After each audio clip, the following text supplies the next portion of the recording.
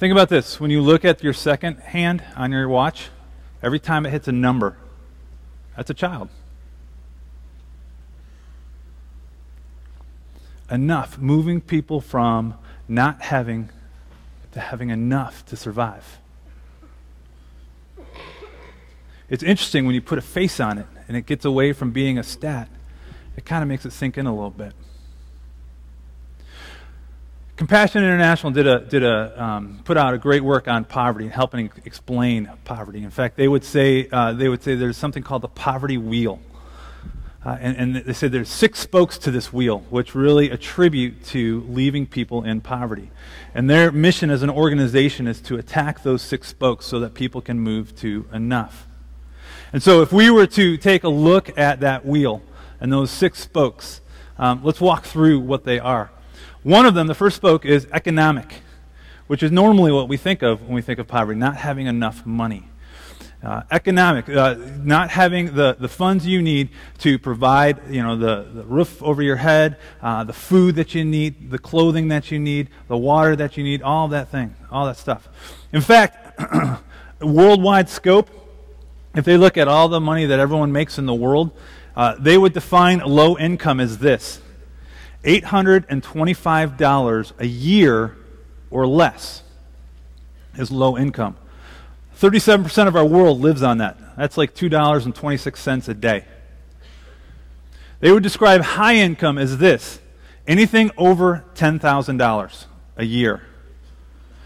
And they say 16% of our world lives on that. I started thinking about the high school students I used to work with, and a lot of them made that in their summer jobs, and it was just their disposable income. And they would be incredibly wealthy by world standards. So one of the factors of poverty is economic. Another one of those spokes on that wheel is education, educational poverty.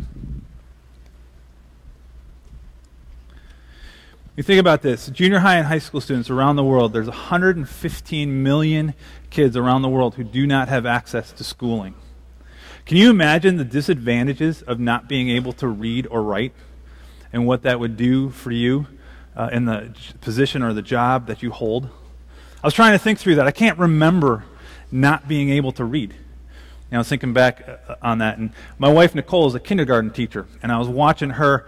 She's making these little flashcards and cutouts, like the word duck, and then like a picture of the duck, and the word dog, and a picture of the dog, and the kids in their little centers kind of begin to slowly understand their words. And I'm watching my kindergarten son and my first grade son begin to put those words together in sentences, and I'm thinking, man, that's awesome. It's so much fun to watch the development. But there's a lot of our world that doesn't have that opportunity. It's not like they can, use the spell check on the computer either. But educational poverty. There are 22 countries in our world where over 50% of the population is illiterate. And 15 of those are in Africa. As we begin to walk through these spokes, start putting them together, and you can see how they affect one another. One of the other spokes in the wheel is actually social poverty. Social poverty. This presents itself in this. There are certain factors that are around socially that affect people's ability to move forward. It could be war.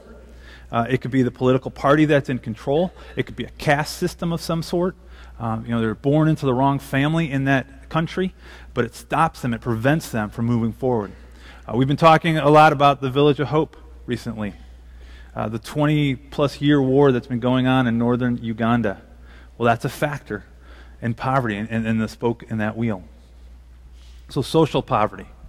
There's also spiritual poverty. Spiritual poverty. This is one that doesn't affect money. We probably know a lot of people around us that are in spiritual poverty. This is not knowing that there is a God that loves you, that has died on the cross for you, and they walk around in darkness and in bondage. Spiritual poverty. Another one of the spokes on the wheel is health poverty. Health poverty. In fact, in developing countries, the average person uses 2.6 gallons of water a day. to do their cooking, their cleaning, their washing, and their drinking. Every time you flush a toilet, that's 2.6 gallons of water a day that someone uses to survive on. Health issues. Let's talk about Africa for a second. In fact, I brought it with me. A map of Africa. My map, actually, Madagascar is right about here. Mine fell off. It's behind my bookshelf, so I couldn't get it. But this is Africa. Africa has about 10% of the world's population, but about 69% of the AIDS cases reside in Africa. Specifically, from here on down, most of them reside. The interesting thing about that is they have less than 2% of the health workers in the world that are doing anything in Africa. Isn't that amazing? One of the hugest global crises in terms of AIDS, and yet they have 2% of the health workers that are in this region to make a difference. Health issues, health poverty. The last wheel on the spoke is environment. Environmental poverty. This might mean that you live in a place where your environment is such that you can't get some of the things you need. For example, maybe clean water is not available to you because of the environment that you live in. Now, if you live in one of those environments and you're drinking unclean water and you happen to get sick to your stomach, well, obviously you're in trouble a little bit. But here's how the spokes end up working, because you can kind of see how they interrelate, but you start putting together more than one spoke, and it's a spiral from life or enough to death. If you live in an environment where your water is not clean and you get sick to your stomach, but maybe there's not the health system in place or the education system in place to help you out, maybe you're part of the world where you subscribe to the myth that if you get sick to your stomach and you have diarrhea, it means that you have too much water in your system and you need to stop drinking water. And we know it's the opposite, right? And so here's something that's preventable, that's treatable, that the two combine, and it leads to death. It's amazing when you start looking at the spokes of that wheel to be able to attack those issues together to make a difference.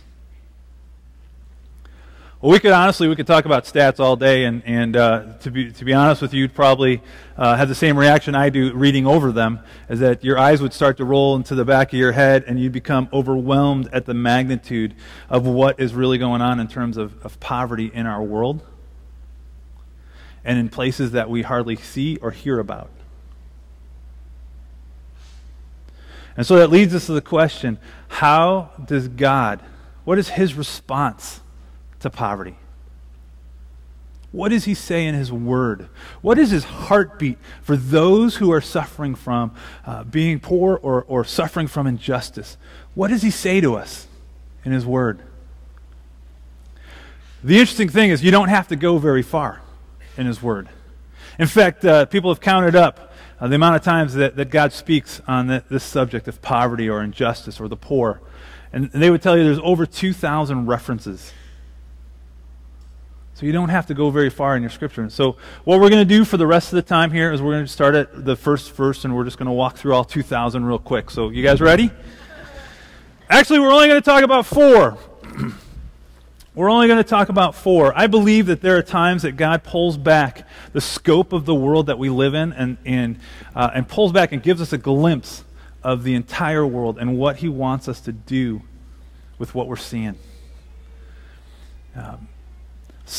I don't know if you're anything like me, but going from appointment to meeting and you know, going coaching soccer and doing whatever, my world becomes pretty small.